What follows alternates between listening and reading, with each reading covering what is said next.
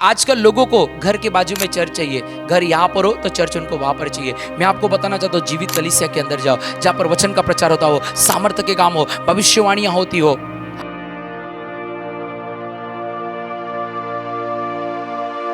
चार घंटा परमेश्वर की स्तुति आराधना करो, महिमा करो, वचन को सुनो, प्रार्थना करो, बाकी के 6 दिन परमेश्वर आपको संभालेगा।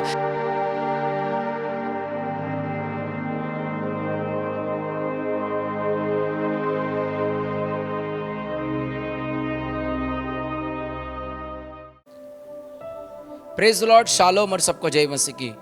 आज परमेश्वर का आत्मा आपसे बात करने जा रहा है कि कलीसिया में जाना जरूरी क्यों है। हालेलुया। बहुत सारे लोग मेरे प्रियो आज कलीसिया से दूर हो चुके हैं। मेरे प्रियो, परमेश्वर कलीसिया को कितना महत्व देता है मैं बताना चाहता हूँ। यीशु मसीह दोबारा आने वाला है अपनी कलीसिया को उठाने के लिए। उसने सारी अधिकार यीशु मसीह ने कलीसिया को दी है। हम वचन के द्वारा सुनेंगे। इफिसियों की किताब अध्याय 1 वचन 21 से 23 तक। सब प्रकार की प्रधानता और अधिकार और सामर्थ और प्रभुता और हर एक नाम के ऊपर, जो न केवल इस लोक में पर आने वाले लोक में भी लिया जाएगा, बैठाया, सब कुछ उसके पांवों तले कर दिया और उसे सब वस्तुओं का शिरोमणि ठहरा कर कलीसिया को दे दिया। यह उसकी देह है और उसी की परिपूर्णता है, जो सब में सब कुछ पूर्ण करता है। हालेलुया। मेरे प्रियो, मैं आपको बताना चाहता हूँ, यीशु मसीह ने पतरस को कहा, तू अपने जाल छोड़ दे, तू मछली पकड़ने वाला नहीं तो तू मनुष्य पकड़ने वाला होगा। जो यीशु मसीह ने कहा था वही पूरा हुआ।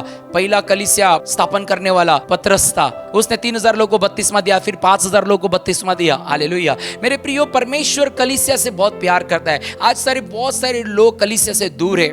उन्होंने आजकल यूट्यूब आया है तो लोग घर में बैठ के देखते हैं, वचन को घर में बैठ के सुनते। पर बाइबल कहती है, भजन संहिता 81 को आप पढ़ोगे तो लिखा है कि परमेश्वर के भवन में परमेश्वर खड़ा है। यीशु मसीह भी खुद आराधना में जाके प्रचार किया करते थे। हालेलुया। जब मंदिर के अंदर लेन देन चल रही थी, यीशु मसीह ने सबको बाहर कर दिया।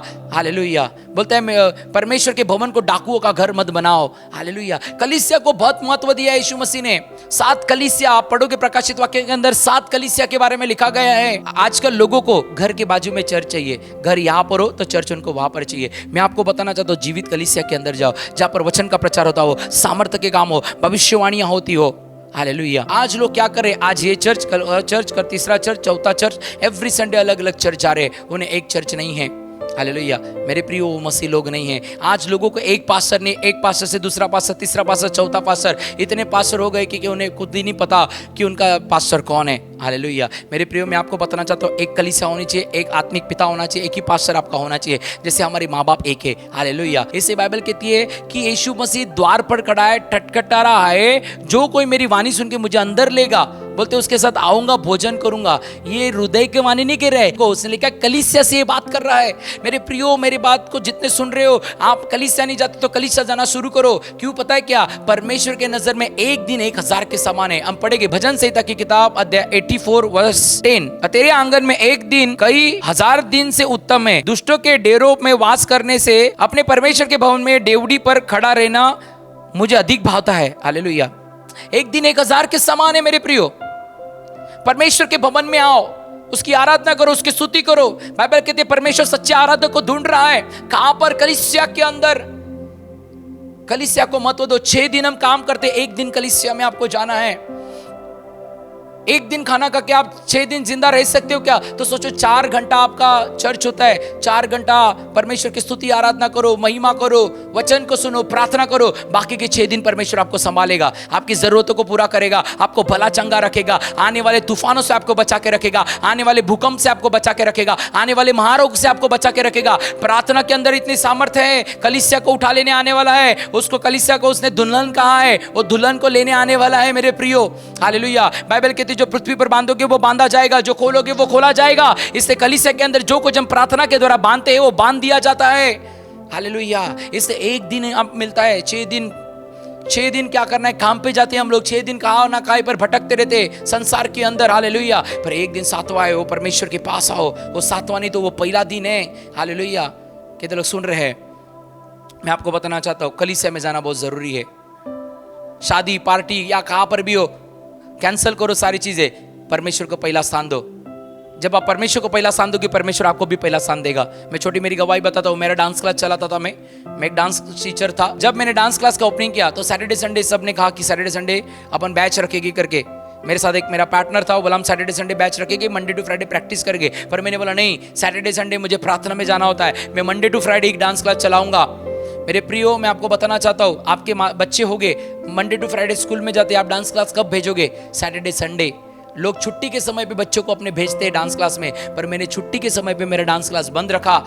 मैंने बोला प्रभु पैसे कहाँ से आएंगे? मुझे मेरे फैमिली बोल रही थी, मेरे दोस्त लोग बोल रहे थे, अरे तू कैसा कमाएगा, फिर पैसे कहाँ से आएंगे? तू तो मेन दिन के अंदर जिस दिन बिजनेस होता है उस दिन तो अपना क्लास बंद रख रहा है। मैंने बोला नहीं, मेरा परमेश्वर जीवित है, मैं चर्च जाऊंगा, मैं प्रार्थना में जाऊंगा, मैं चर्च मिस नहीं करूंगा, क्योंकि सहायता परमेश्वर के पास से आती है, बढ़ोतरी परमेश्वर के पास से आती है, धन परमेश्वर के पास से आती है। मेरे प्रियो, मैं सैटरडे संडे 2 दिन प्रार्थना में जाता था, और परमेश्वर ने जो सैटरडे संडे में आने वाले बच्चे मंडे टू फ्राइडे में भेजे और मेरे बिजनेस को बढ़ाया। एक डांस क्लास से दूसरा डांस क्लास, दूसरा डांस क्लास से तीसरा डांस क्लास, 10,000 से 20,000, 20,000 से 50,000, 50,000 से 50,000 से लाख रुपए तक मेरा इनकम जाता गया। हालेलुया।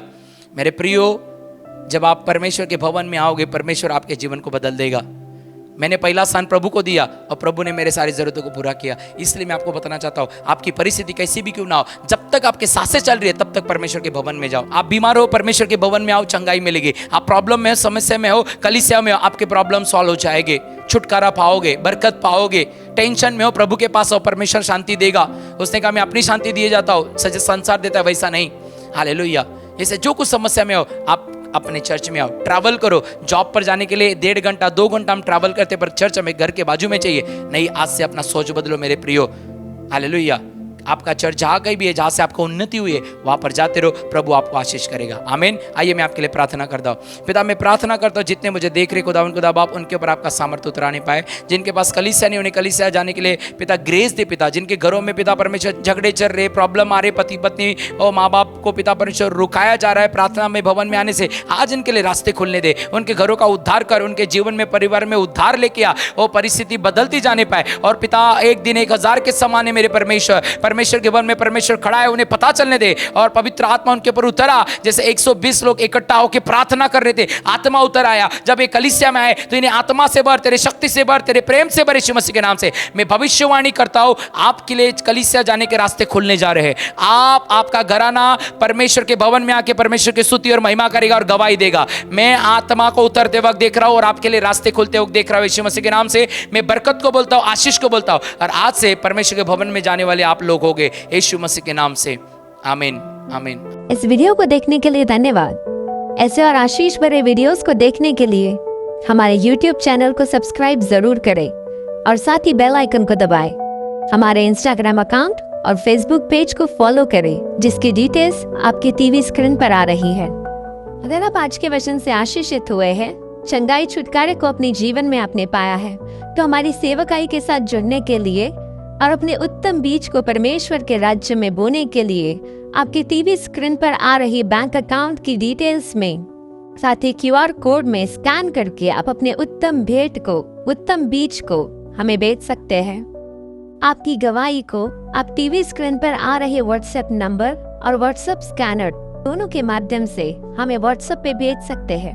हर रोज रात 9 बजे होने वाली मध्यस्थी की ऑनलाइन प्रार्थना में जुड़ने के लिए, उस लिंक को प्राप्त करने के लिए आपके टीवी स्क्रीन पर आ रहे नंबर पर आप हमें संपर्क या व्हाट्सएप कर सकते हैं।